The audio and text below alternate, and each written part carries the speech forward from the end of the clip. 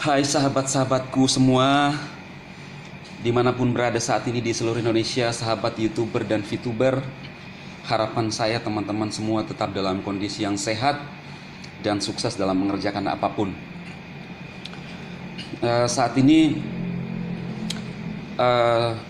kenapa saya agak lebih awal mengupload video saya hari ini, karena kemarin saya sudah upload video saya tentang ada pertanyaan dari seorang komentator, berapa sih gaji kalian di VTube? Dan itu saya bahas pada kemarin dan saya upload kemarin, dan itu sangat bagus teman-teman. Jawabannya ada sama buku yang juga saya ikutkan dan saya bahas pada video itu.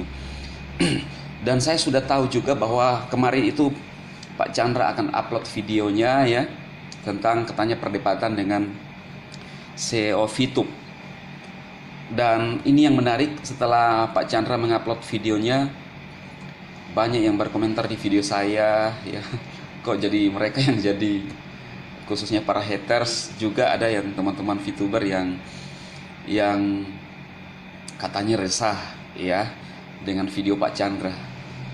Tapi memang teman-teman tidak dipungkiri, karena sejak awal VTube ada, teman-teman perlu tahu ini ya. Dari bulan April, isu bulan April, sebelum masuk di Play Store, sudah dinyinyir oleh banyak orang tentang aplikasi ini. Dan bulan 6 masuk di Play Store, orang masih nyinyir sampai sekarang. Dan salah satu yang paling dikenal menyinyir atau sebagai peran antagonis ya, kalau ibarat film di VTube itu adalah Pak Chandra. Saya sudah bilang pada video-video saya sebelumnya bahwa dia tidak akan pernah berhenti untuk membahas tentang VTube. Karena kenapa? Ya saya bilang dia adalah seorang YouTuber. Jadi dia melakukan apa saja untuk menambah viewer. Itu teman-teman yang perlu tahu, teman-teman saya tahu ya. Mulai dari marketing plan-nya yang dia bahas, sampai kepada fitur-fitur iklannya dia bahas ya. Katanya tidak benar lah, kemudian mengatakan bahwa VTube bisnis tipu-tipu, bahkan segala hal dibantah oleh Pak Chandra tentang VTube ya. Bahkan dia memberikan juga perbandingan-perbandingan tentang aplikasi lain ya. Nah, itu yang dilakukan. Nah, dan setiap pembahasannya tentang VTube maka viewer naik. Nah, teman-teman di luar sana, puncaknya juga kemarin adalah pada saat Pak Chandra ke kantor VTube. Dan saya lihat dalam waktu 5 jam itu tontonannya ribuan ya. Dan sebelum dia upload video yang membahas tentang perdebatan CEO, saya sudah mengetahui bahwa dia akan upload itu ya. Dan banyak tanggapan juga tadi saya bilang dari teman-teman di luar sana, baik haters yang tidak suka dengan saya, juga yang teman-teman VTuber. Tentunya saya tidak bisa membalas semua komen teman-teman satu persatu, tetapi saya akan membahas suatu kesimpulan di sini ya, mengenai video yang kemarin yang di-upload oleh Pak Chandra. Saya sudah melihat juga semuanya ya, dimana dia mempertunjukkan thumbnailnya itu dikatakan perdebatan CEO seru ya, tetapi pada kenyataannya tidak bertemu dengan CEO VTube. Tapi yang dia tunjukkan adalah tempatnya VTube, tetapi di sini dia memojokkan lagi VTube dengan menunjukkan bahwa VTube tidak punya kantor fisik ya. Ini yang jadi banyak perbincangan lagi di Facebook, khususnya di grup-grup VTube. Kemudian juga ada yang mengungkit tentang lahan parkir ya. Sekali lagi saya bilang bahwa orang-orang yang mencari kesalahan, kelemahan, apapun yang dilakukan, sebagus apapun itu pasti selalu dilihat dari sisi negatifnya. Ya kalau dilihat kan, ngapain juga harus dibahas tempat parkir, padahal udah nyata-nyata bahwa gedung itu kan memang diperuntukkan untuk virtual office, bisa untuk virtual office. Jadi teman-teman, di sini saya akan membahas tentang apa yang ditunjukkan oleh Pak Chandra kemarin dengan memojokkan bahwa VTube tidak punya kantor fisik. Nah, memang kalau zaman-zaman Orde Lama ya, selalu pikirannya itu bahwa keberhasilan suatu usaha itu ditandai dengan punya kantor fisik, ya. Apalagi yang masih pakai ejaan lama kan. Nah, tetapi teman-teman perlu tahu, di zaman sekarang, era sekarang, ya, era digital, apalagi masa pandemi, banyak sekali perusahaan-perusahaan sekarang, apalagi yang startup, usaha-usaha startup menggunakan namanya virtual office, ya. Saya akan memperlihatkan kepada teman-teman usaha-usaha apa yang sering menggunakan virtual office. Anda juga bisa men-share di Google, banyak sekali. Jadi kalau dibilang kantor jadi alasan bahwa VTube itu ilegal, ya tidak seperti itu juga teman-teman.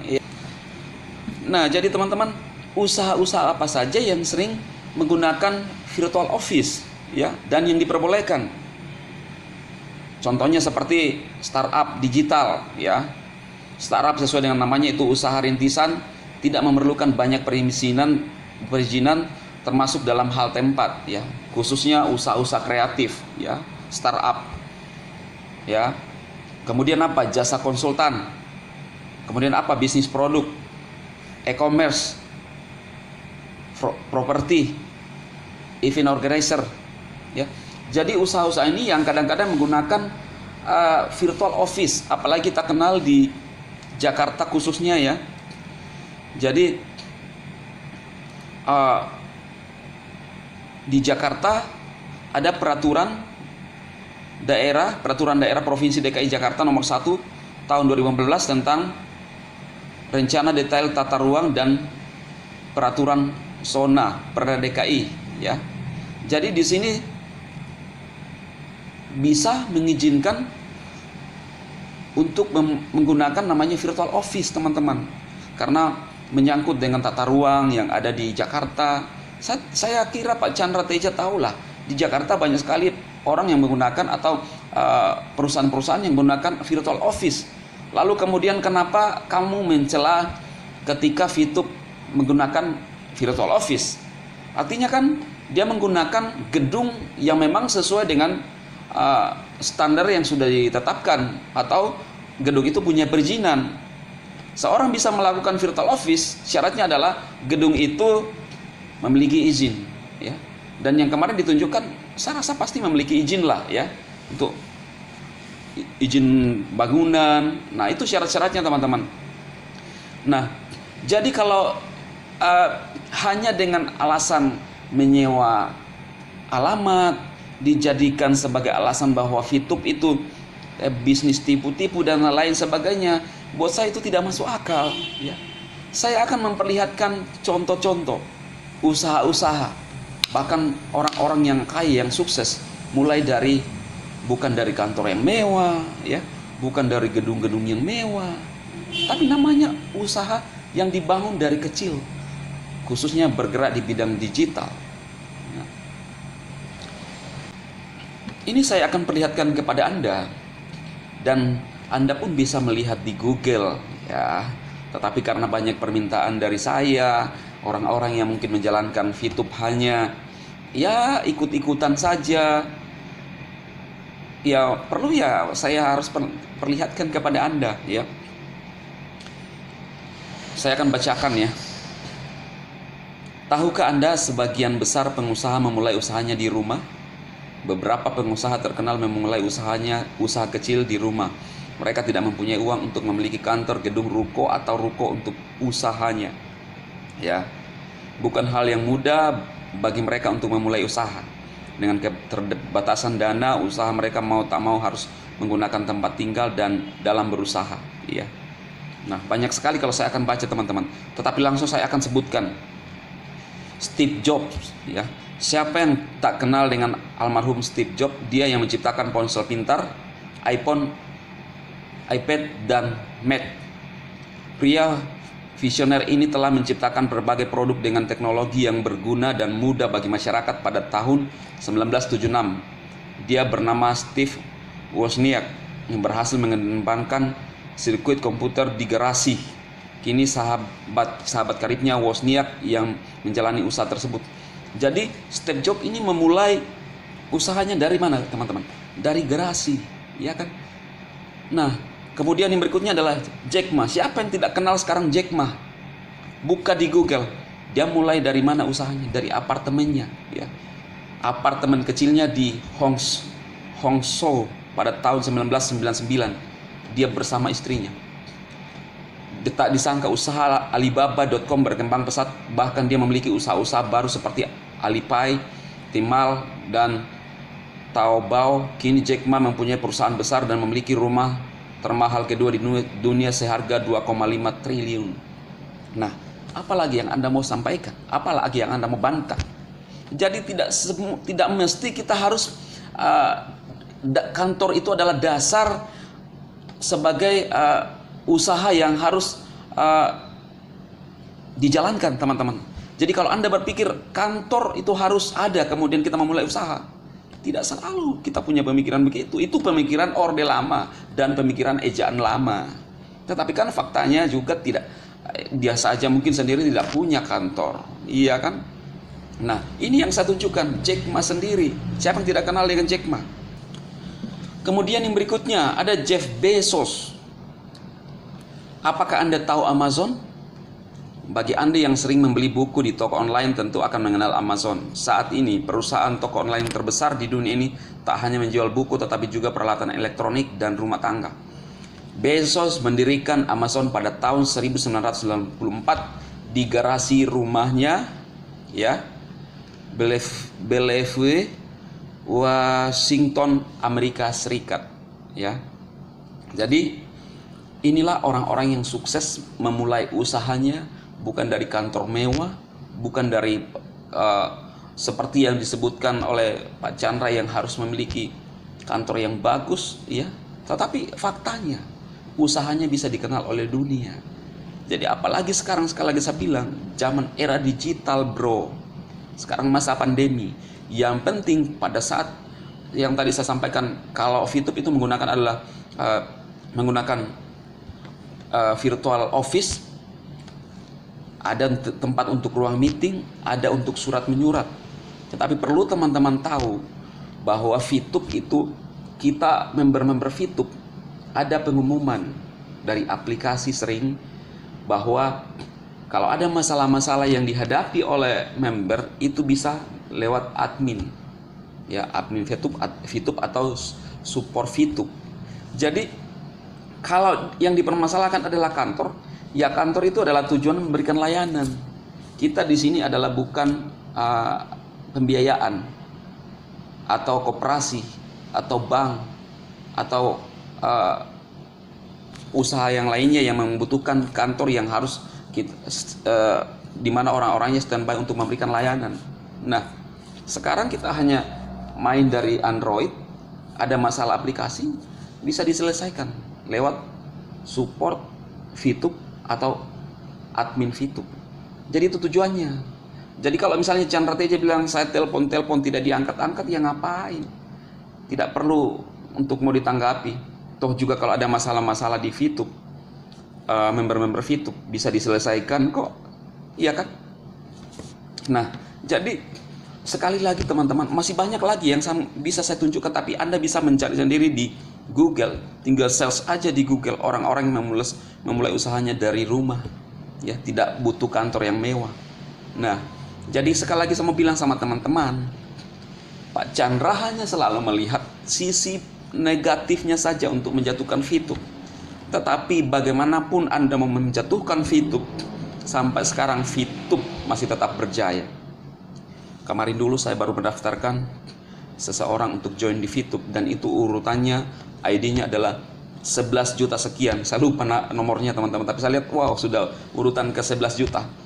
Apakah dengan langkah-langkah atau cara-cara Pak Chandra untuk menjatuhkan VTube orang berhenti join di VTube? Enggak, teman-teman. Bahkan di tahun 2021 aplikasi kita akan melakukan banyak fitur yang lebih banyak lagi. Ini saya akan tunjukkan kepada Anda, ya. Jadi teman-temanku di luar sana yang sempat melihat video Pak Chandra kemarin, tidak usah risau, tidak usah tawar hati, ya.